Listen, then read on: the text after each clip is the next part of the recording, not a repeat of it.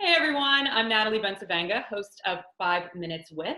This week I am really excited for my guest, Michael Annichine. He is the CEO of Mcgee Women's Research Institute and Foundation. Thank you so much for joining me, Michael. Oh, thanks for having me, Natalie. Well, things have been really challenging for a lot of people during this pandemic, but I'd like for you to teach everybody a little bit about the history of the Institute before we get into how it's been impacted. Sure. So, McGee Women's Research Institute is the largest institute in the United States that's focused on women's health. We focus primarily on population health through the lens of the female anatomy.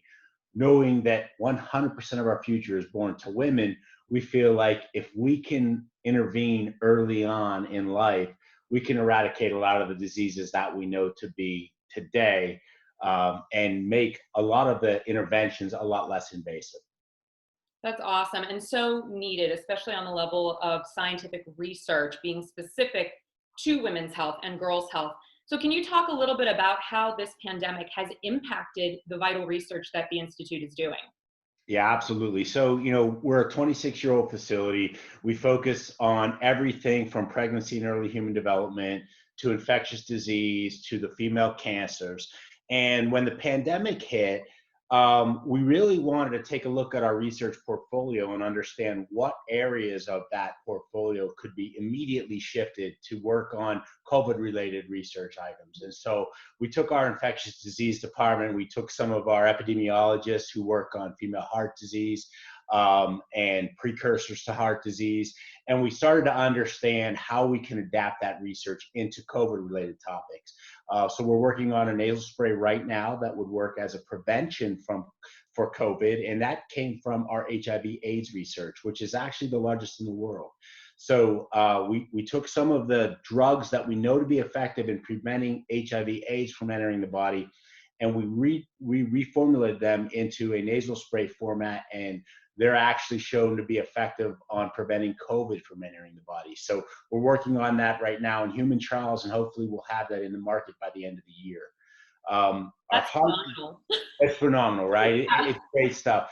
When it comes to heart disease, a lot of what we're now understanding is that people with underlying conditions, including heart conditions, didn't necessarily know they had it until COVID accelerated the progression of that disease. Well, we have a whole area that's, because heart disease is the number one killer of women, we have a whole area of research that's devoted to trying to find precursors. And so we expanded that research so that now we can identify people who may be more susceptible to some of the more dangerous more dangerous effects of COVID. So we're really we're looking at this from all angles.